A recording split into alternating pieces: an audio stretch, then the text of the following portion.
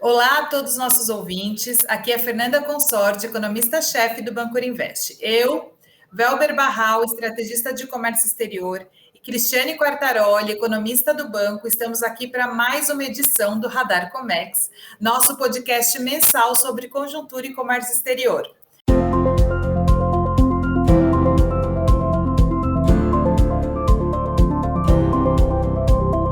Barral, boa tarde. Boa tarde, Fernanda. Boa tarde, Cris. Boa tarde, Cris. Boa tarde, Fernanda. Boa tarde, Barral. Bom, vamos lá, pessoal.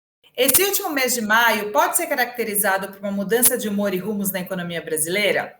Esse será o tom da nossa conversa deste mês, me pautando muito na queda da taxa de câmbio que aconteceu agora em maio. Foi uma queda de quase 5%, se compararmos a taxa média que aconteceu em abril, que foi de 5,60, comparada com este mês que a gente ficou aí estável ao redor de 5,30. O começo desse ano foi marcado por preocupações globais com inflação e juros. E no Brasil tivemos uma segunda onda da pandemia, que elevou os riscos políticos e fiscais. O resultado no primeiro trimestre foi a piora da taxa de câmbio, que afetou a inflação, juros, confiança e perspectiva de crescimento. Porém, agora em abril, com o recuo dos juros de 10 anos nos Estados Unidos e aqui internamente, vimos alguns sinais de estabilização da pandemia, algum avanço nos programas de concessão e privatização, retomada de conversas de reformas e principalmente por indicadores de crescimento mais favoráveis, a famosa ou talvez resiliência brasileira, o tom mudou um pouquinho. Mas eu vou deixar esse mais para o final. Deixa eu ouvir aqui a opinião dos meus colegas. Então, primeiro, Barral, o que você me diz? Você acha que tem uma mudança de humor em relação aos países emergentes e, lógico, o Brasil? Fernanda, a verdade é que quando nós olhamos o cenário internacional, ainda há muita indefinição e, em consequência disso, tem muita volatilidade. Então, quando nós olhamos este cenário, há uma questão central que é a continuidade dos incentivos à retomada do crescimento e, principalmente, quais podem ser os impactos para a inflação no médio e longo prazo. O mundo está se adaptando a um futuro com inflação. Então, nós temos dois fatos importantes que ilustram isso.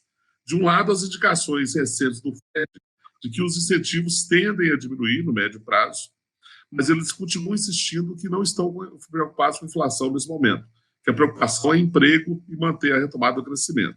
Por outro lado, nós temos as ações do governo da China, que está tentando buscar diminuir, por exemplo, as oscilações no mercado de commodities, onde teve muita especulação nesses últimos meses.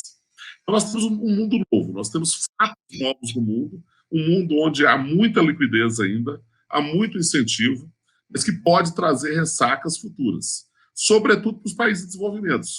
Aliás, esses países são os mais endividados, quer dizer, todo o esforço fiscal no ano passado foi um esforço de combate à pandemia, foi de endividamento de todo o mundo. Então, neste cenário, com essa advertência, daí nós podemos dizer que tem havido uma recuperação econômica importante. Nos principais mercados do mundo, nós tivemos crescimento, inclusive se espera para esse ano um crescimento de 7% no Reino Unido. O setor de serviços europeu tem mostrado também uma recuperação importante, foi um setor que foi muito afetado pela epidemia. Quando nós analisamos esses dados de recuperação econômica, traz perspectivas positivas para a recuperação do mundo, inclusive do comércio internacional. A OMC, inclusive, está prevendo uma retomada a partir do ano que vem, já nos níveis que nós perdemos durante a pandemia. São notícias positivas para países emergentes, principalmente aqueles que, como o Brasil, hoje tem uma grande exportação de commodities. Sim, a gente pode tanto sofrer, né, como a gente tem sofrido aí nos últimos tempos, mas ainda há alguma esperancinha. Cris, e você? Se você tivesse que enaltecer a economia brasileira, você falaria o quê? E também, se você percebesse, se você tivesse que falar sobre pontos fracos atuais. Olha, Fernanda, eu acho que a gente pode dizer que a nossa economia ela mostrou, sim, uma resiliência, né? Muito pelo poder de adaptação que o próprio brasileiro tem, né, ao longo aí da pandemia, ao longo da pandemia.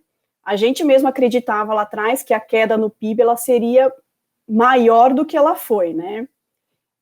no ano passado. Mas, de fato, alguns setores souberam se reinventar, e isso foi muito importante para manter a roda aí da economia girando.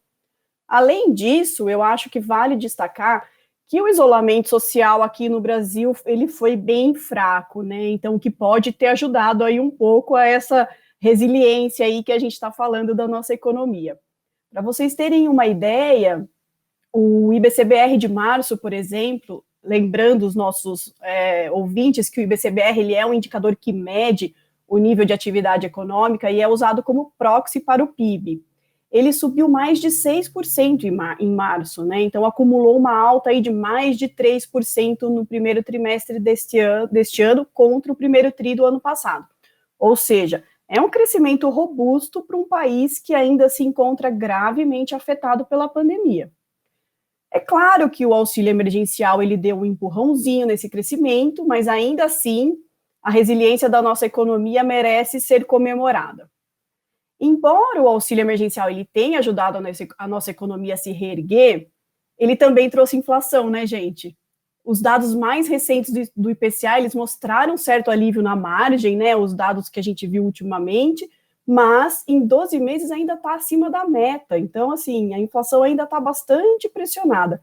Será que mais uma rodada do auxílio emergencial pode gerar uma nova onda de aumento nos preços? Eu acho que a gente tem um risco aqui, que pode vir tanto pelo lado da inflação, mas também pode vir pelo lado político, como sempre, não acha, Fernanda? Sem dúvida, né? Eu acho que assim, inflação de fato é uma coisa que tem incomodado desde o ano passado e está cada vez mais latente, né? Não à toa que o Banco Central começou ao ciclo de alta de taxa de juros, né? Mas risco político, né? Estamos no Brasil, é para isso que temos, né? Basicamente, né? Então, por falar nisso, Barral, você pode falar um pouquinho para a gente do clima político aí em Brasília, com a CPI da Covid? Nos meus olhos, né, pelo que eu tenho visto, o governo, ele meio que finge que não está acontecendo nada, né? Aliás, nesses últimos dias, nesse último final de semana, né, o Bolsonaro provocou aglomerações, né? E, inclusive, né, não sei se vocês também ouviram falar nisso, eu já ouvi falar de alguns especialistas que, na ausência da aceleração da vacina, que, na verdade, o ritmo de vacinação brasileiro está bem aquém do que se imaginava, o Brasil e outros países emergentes, né, os países mais pobres que estão com a vacinação de forma mais lenta, pode enfrentar uma terceira onda agora, em junho, julho. Então, Barral, o que você acha? O que você está vendo aí? Fernanda, é interessante que o Bolsonaro ele tem tido essas idas e vindas de participação pública e públicos, principalmente quando os índices de opinião mostram queda de popularidade. Ele tenta manter esse vínculo com esse grupo, esse segmento bolsonarista, que seria mais ou menos 25% da população, que ainda avalia o governo como ótimo ou bom. Isso, evidentemente, leva a uma polarização do debate político, inclusive com críticas a essas mobilizações. Aqui em Brasília, a CPI continua chamando a atenção. Ele é um elemento a mais para desgaste do governo. O governo, por sua vez, tem tentado desviar o foco da CPI para os problemas dos estados. Então, isso tem ocupado também o espaço da agenda política, e aí outros temas que são muito relevantes têm avançado muito devagar. A reforma administrativa agora deve voltar com o relatório, espera-se que avance. A reforma tributária, ao que parece, está chegando a um acordo entre Câmara e Senado para pelo menos avançar em alguns dos temas. Agora, tudo isso, como você mostra, ao lado de risco de uma nova onda da pandemia, já anunciada por alguns especialistas. Então, nós temos que torcer para que essa vacinação possa avançar rapidamente, que possa mitigar efeitos, inclusive, sobre a população, até para que não haja novos fechamentos, o que poderia, de novo, reduzir a expectativa da recuperação econômica. Barral, mudando um pouquinho de assunto agora para entrar um pouquinho no tema da balança comercial, a moda agora é falar do super ciclo das commodities. Claro que isso afeta o Brasil diretamente, né? A gente, inclusive, fez um especial sobre o minério de ferro na semana passada, falamos um pouco sobre isso, sobre como o índice de rentabilidade das exportações foi muito favorecido pelo avanço nos preços do minério de ferro. Agora, a forte demanda chinesa pela matéria-prima e as preocupações com a oferta mundial também empurraram os preços para o nível mais alto da história, né? O que pode gerar bons frutos para a gente, principalmente aí para a nossa balança comercial. O que você tem para falar a respeito disso para a gente, Barral? Bom, os primeiros cenários é muito interessante, né? De fato, o Brasil vem se beneficiando dos altos preços. A demanda de commodities minerais e agrícolas está muito aquecida. Isso, inclusive, é o que vai garantir um saldo comercial robusto esse ano, provavelmente por volta de 55 bilhões. É um saldo positivo quando nós analisamos, inclusive, que houve a diminuição de investimento direto. Agora, a pergunta que nós temos que fazer é: nós teremos o mesmo boom das commodities dos anos 2000, com um prolongamento de preços altos por outra década? E aí, provavelmente não. Esse ímpeto da recuperação econômica deve se reduzir depois de 2023, deve haver mudanças, inclusive na oferta de minerais, minério de ferro e outros, o que vai reduzir os preços médios, embora eles possam manter valores nominais altos em razão da inflação futura. Bom, e aí, esse cenário, inclusive, de passar mais rapidamente esse preço alto de commodities, é que traz um risco para o Brasil. Nós estamos, de novo, perdendo tempo. Nós teríamos que fazer as reformas estruturais que seriam fundamentais para manter um crescimento sustentável no futuro.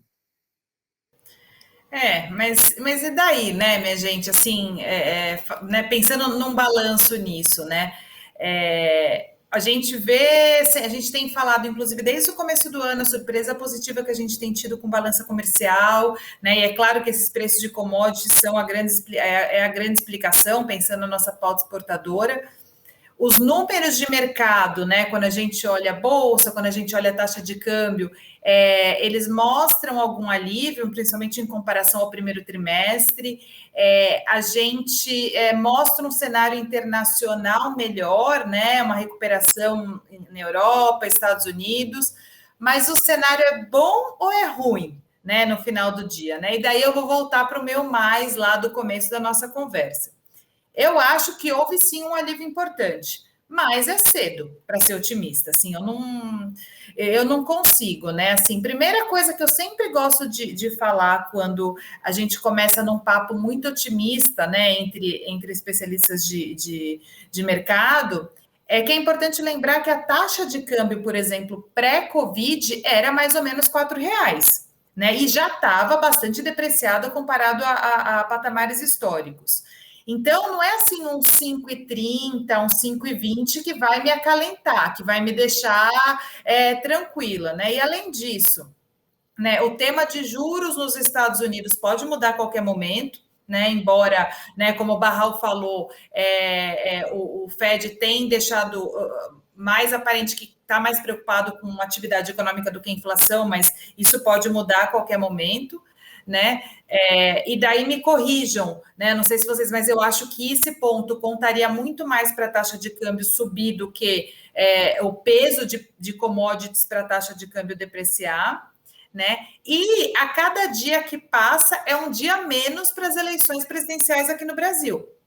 Né? Então, ok, né? O PIB esse ano vai ser maior do que a gente imagina, e daí, né, a Cris falou do IBCBR, da eventual resiliência brasileira, que eu particularmente acho que tem sim um pouco a ver que que os números estão até melhores que o esperado, porque o nosso lockdown desse ano foi menor, né, do que o ano passado, né? Mas, enfim, né, eu acho que a gente ainda está indo relativamente bem ao que esperava, mas eu acho que tem muito mais esqueleto do que ação positiva nessa história inteira, né? Então, o que vocês acham? Cris, Barral, o que vocês acham disso? Só para a gente encerrar, é bom ou é ruim o cenário? Olha, Fernanda, eu acho que você definiu muito bem, viu? A impressão que eu tenho é que parece que a gente está avançando um pouco, sim, só que me dá a sensação que estamos dando um passo para frente e 2 para trás. Então, eu acho que ainda vai demorar um pouco para a gente começar a ver uma recuperação mais consistente e sustentável da nossa economia, né? E, além disso, de todos os riscos que a gente citou aqui ao longo do nosso papo, o político é o que mais me preocupa, pois ele é o mais difícil de mensurar, né? E pode ser uma caixinha de surpresas, né, gente? Então, acho que ainda está difícil de ser otimista. Eu acho que nós temos alguns dados positivos este mês. Então, houve uma perspectiva maior de crescimento para esse ano, teve um leve aumento na arrecadação, o que é uma notícia positiva, principalmente considerando a pressão por gastos públicos que nós temos para esse ano. Agora, no médio prazo, falando do segundo semestre do ano que vem, nós temos que equilibrar, e essa é a dificuldade do Brasil, o dilema brasileiro. Como equilibrar 3 calendários diferentes? Um é o calendário da recuperação econômica mundial, outro é o calendário da recuperação econômica brasileiro e outro é o calendário eleitoral. Ou seja, no caso da recuperação econômica mundial, há boas notícias, há uma recuperação sólida dos países envolvidos, mas há trepidações e há um risco de inflação futura, de aumento de juros, como a Fernanda mencionou. No caso do calendário econômico brasileiro, nós estamos atrasados, principalmente com relação à vacina, e isso gera, inclusive, riscos de nova onda ainda este ano. E quando nós temos o calendário eleitoral, que é o mais imprevisível, como a Cris mencionou, nós temos que entender que o calendário eleitoral foi adiantado. Já estamos no meio do debate, o que quer dizer que o Congresso já deve ter um certo imobilismo no segundo semestre. E isso é ruim justamente para os avanços que são mais que urgentes, são necessários.